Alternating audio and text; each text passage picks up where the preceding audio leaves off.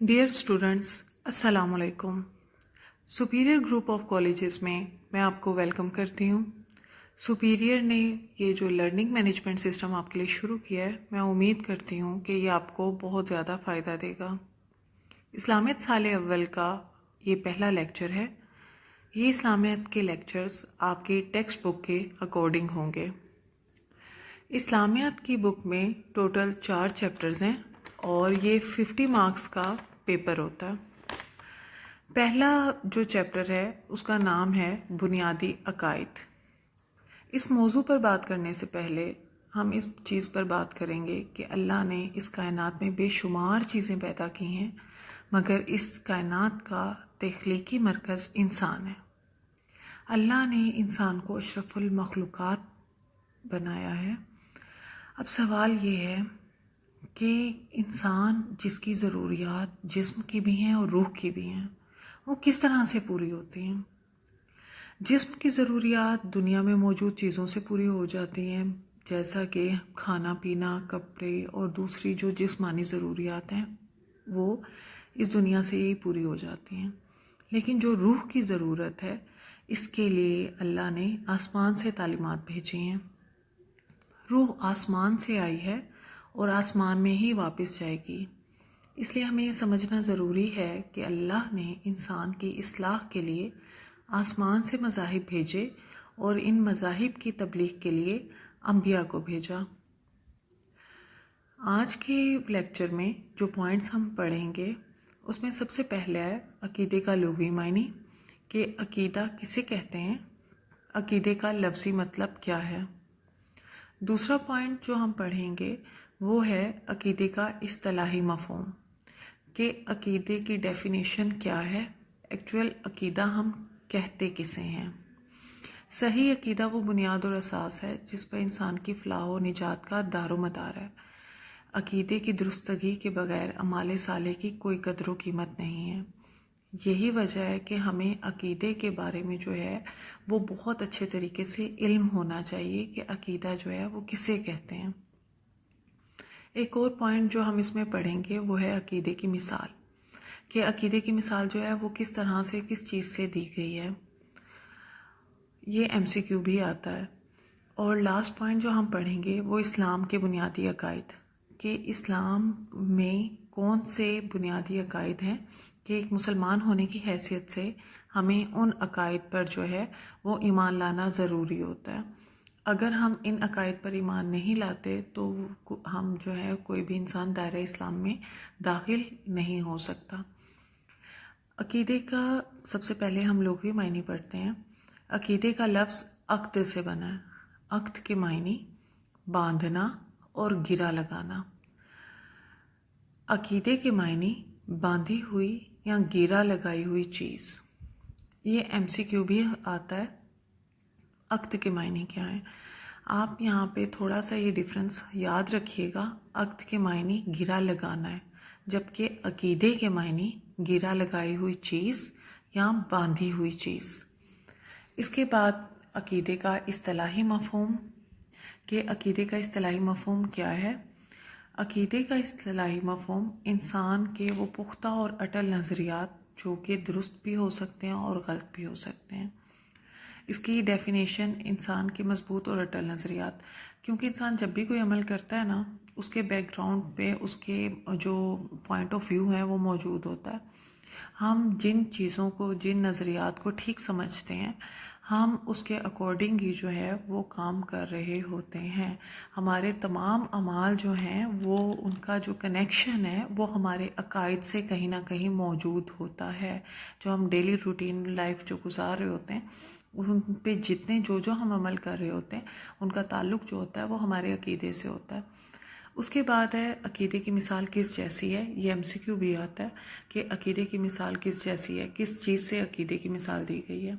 अकीदे की मिसाल बीज से दी गई है। ये जो हम कोई भी पौधा लगाने से पहले बीज बोते हैं ना, अकीदे की मिसाल जो है वो बीज जैसी है।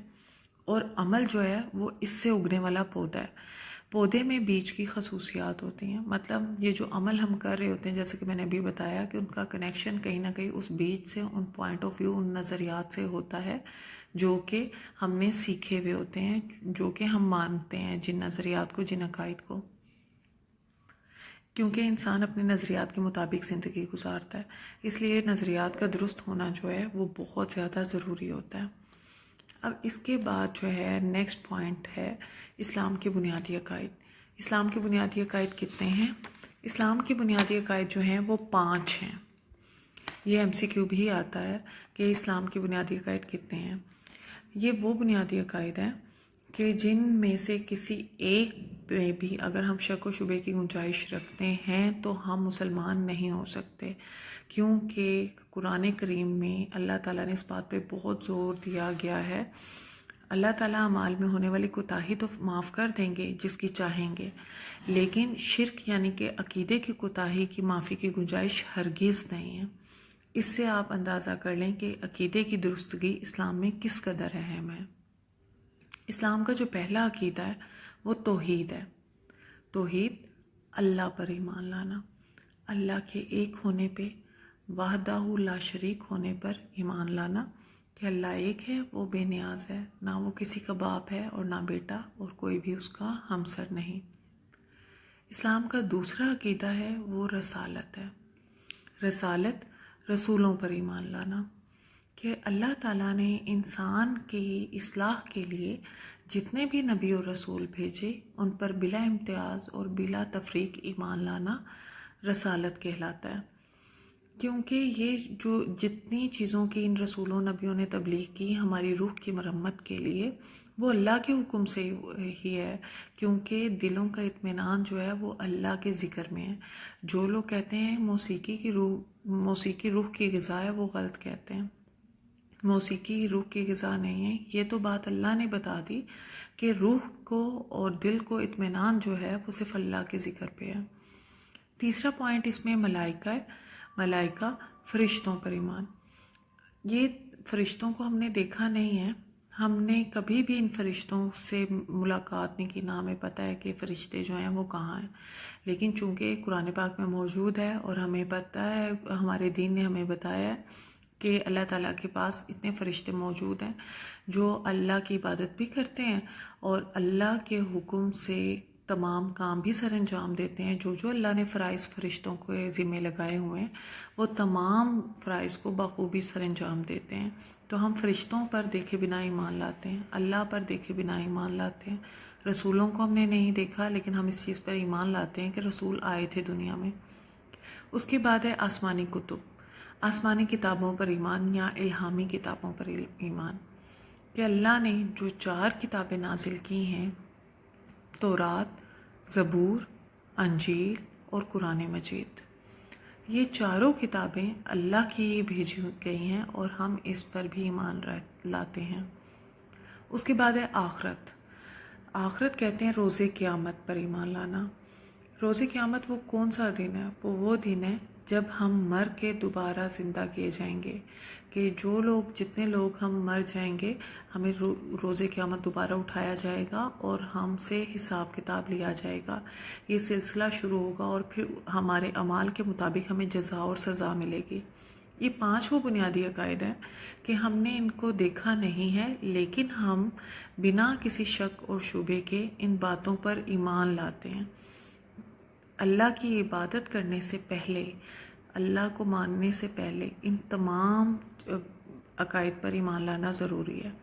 اگر ہم ان 5 عقائد میں سے کسی ایک عقیدے میں بھی شک و شبے کی گنجائش رکھتے ہیں تو ہم مسلمان نہیں ہیں۔ مسلمان ہونے کے لیے ان 5 عقائد پر ایمان لانا جو ہے وہ بہت ضروری ہے۔ میں امید کرتی ہوں کہ آج کا لیکچر آپ کو بہت اچھے طریقے سے سمجھ آیا ہوگا، اور جو امپورٹنٹ پوائنٹس ہیں وہ میں نے اس میں خاص طور پہ جو ہیں وہ لکھ دیے، مینشن کر دیے، تاکہ آپ کو اس میں کوئی بھی پرابلم نہ ہو۔ لیکچر کا اختتام میں اس دعا کے ساتھ کروں گی کہ اے اللہ ہمارا دین سنوار دے جو ہمارے کام کا بچاؤ ہے، ہماری دنیا سنوار دے جو ہمارا ٹھکانہ ہے، اور ہماری آخرت سنوار دے جہاں ہم نے واپس جانا ہے۔ ہمیں حلال روزی عطا فرما اور حرام سے بچا، اور اپنا فضل دے کر دوسروں سے بے پرواہ کر دے۔ آمین۔